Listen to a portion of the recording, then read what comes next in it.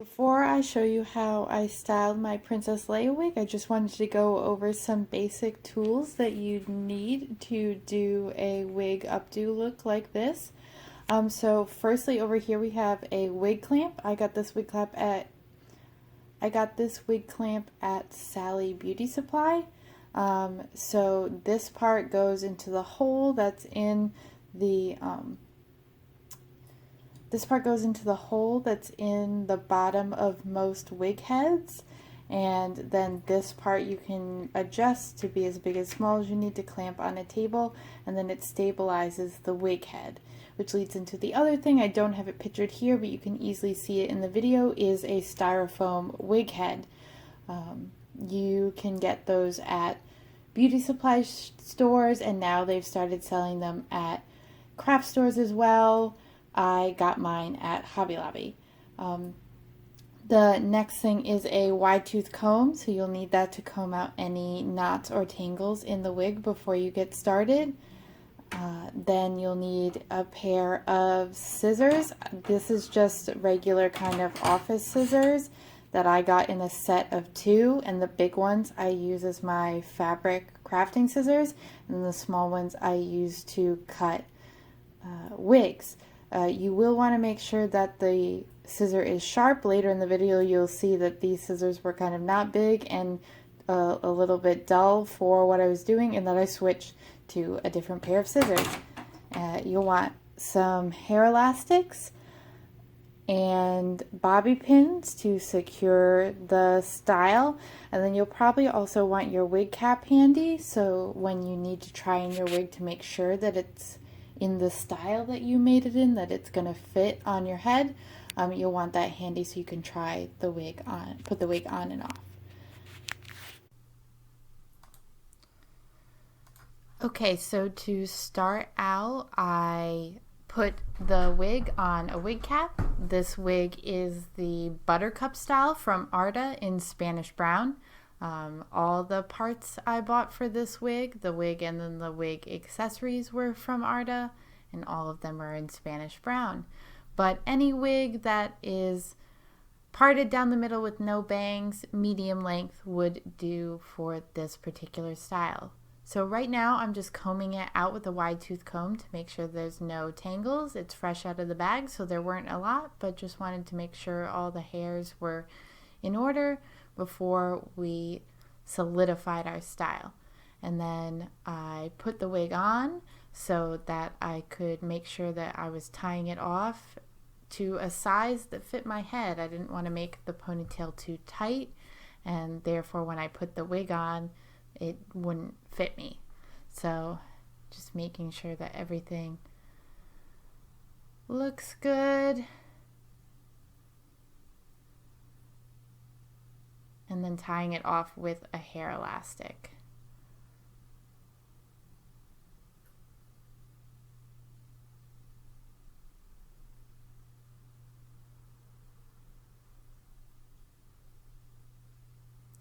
And then I use straight pins to secure wigs to my wig head.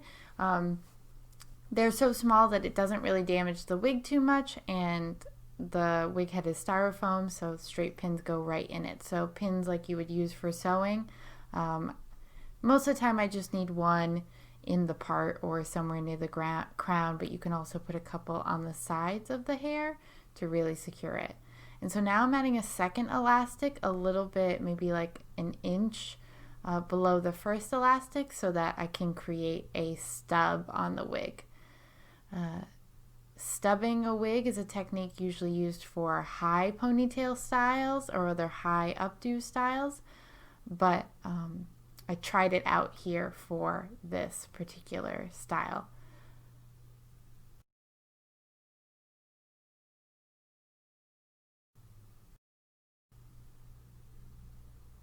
So now I'm just going to cut below that second elastic. I've got a trash can down on the floor underneath where I'm working, so all of the hair can just fall right into the trash.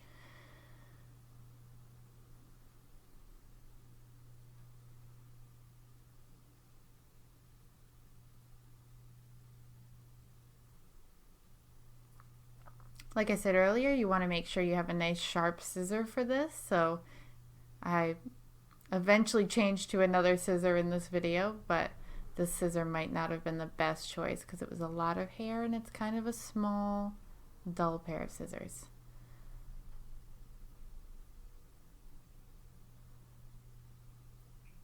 So I got all the majority of the length, and now I'm just going to try to trim up to get as close to that elastic, that second elastic, as I can.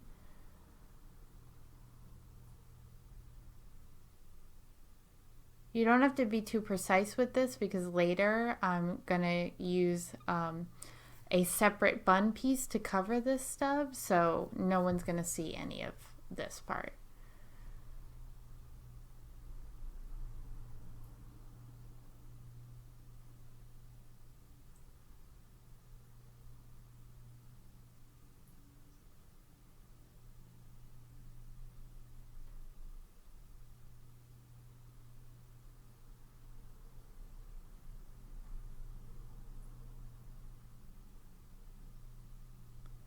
So now I'm just going to grab my hot glue gun and start to cover that whole stub with hot glue so that it would be a solid piece that I could attach other pieces to.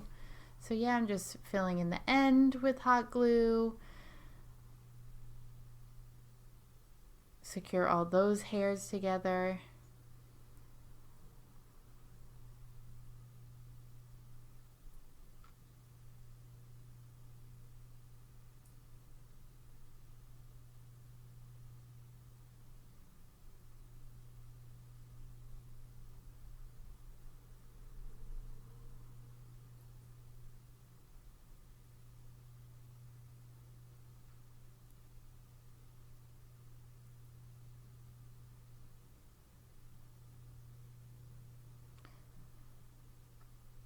Don't touch the tip of the hot glue gun at home, kids. It's very hot. And now I'm going to make some stripes of hot glue all around the outside of that stub. Like I said, the goal is to make it super solid so that you have a solid foundation to build your style onto.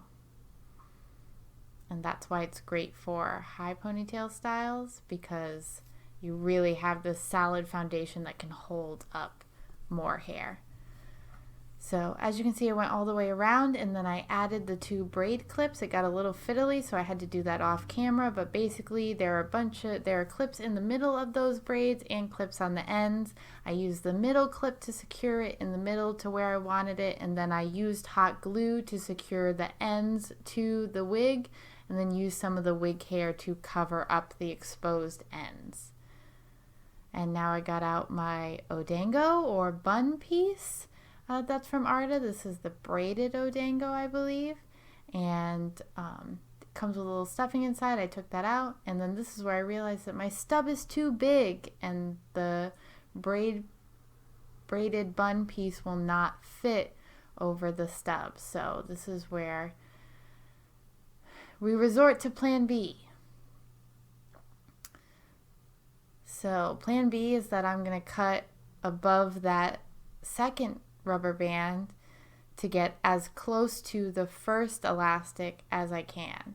So this is where these tiny scissors become not the best job for this, but it takes me a painfully long time to realize that. But eventually I will change to a better pair of scissors. And we're just trying to cut away as much of that hair as possible so we have a small amount of hair, or a smaller amount of hair, to go into that bun piece.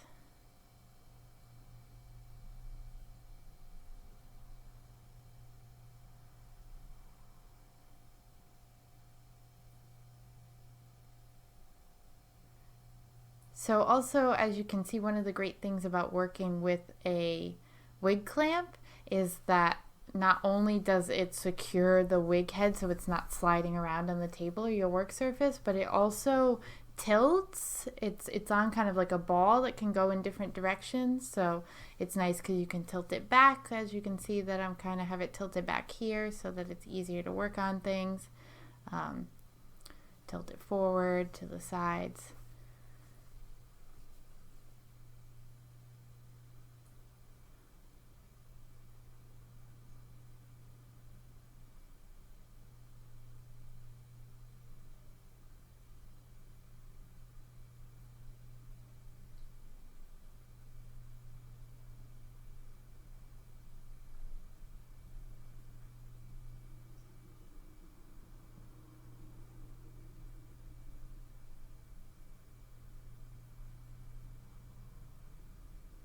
And here are the better pair of scissors. As you can see, it's cutting right through that now.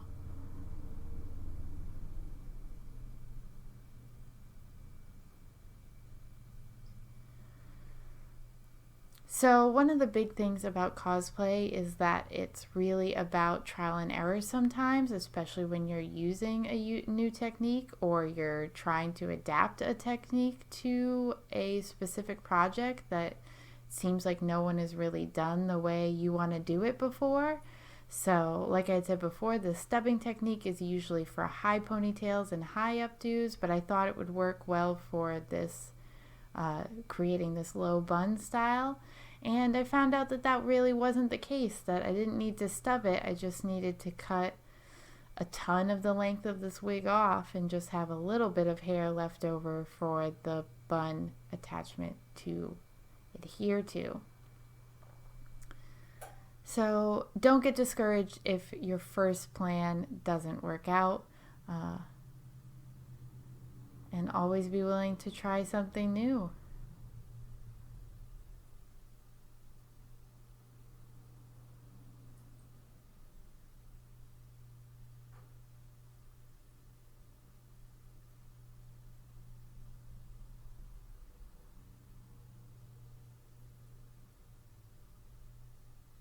So I've got almost all of that original stub off, and just trying out to see that, yes, I think as long as I trim some more off, that this shorter stub will fit into the bun piece that I have.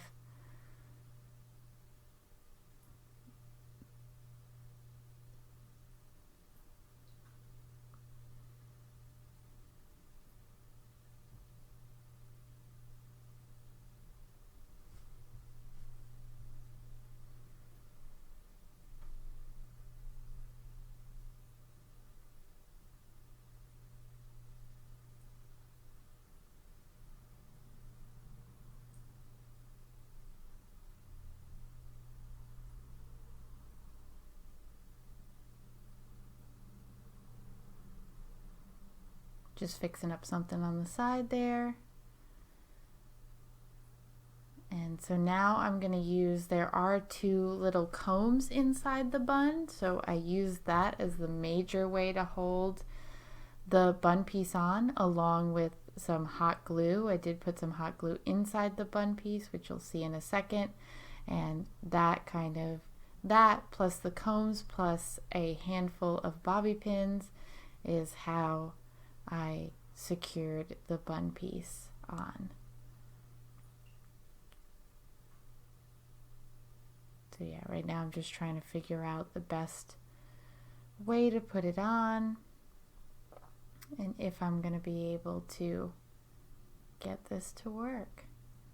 But yeah, so I'm flattening out this stub a little bit so that it can be as flush to the back of the wig as possible.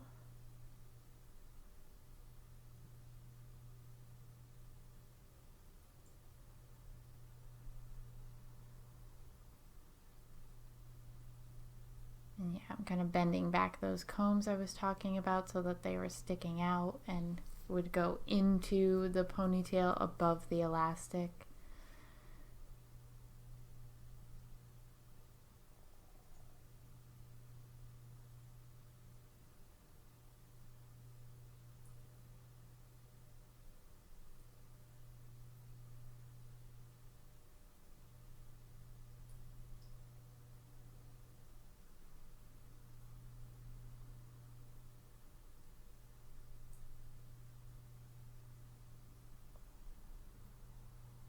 Yep, so this is me adding the hot glue on the inside.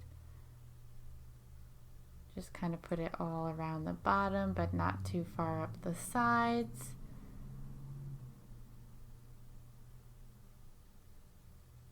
And then kind of lining up the hair so the hair sticks into the hot glue I just put on the bun.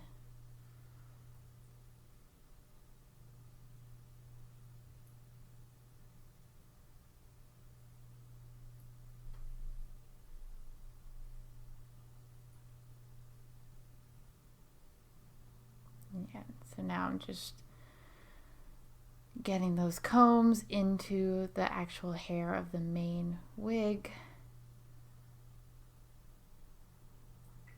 And once I feel like that's stable enough, I go in with the bobby pins. I tried to hide them as best as I could in this kind of braided woven texture of this bun. It was fairly easy to kind of slip it under some of the pieces of the hair and then into the hair in the wig. But you also can use dark bobby pins. They sell bobby pins in black as well as bobby pins for brown hair. And those tend to stay pretty well hidden.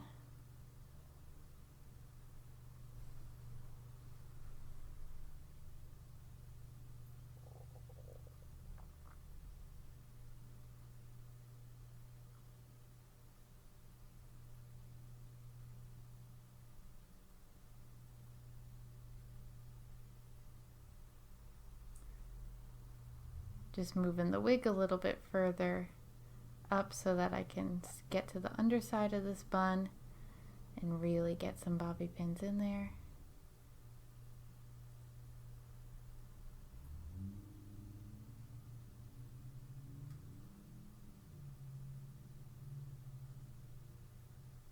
And here's what it looks like when it was finished. So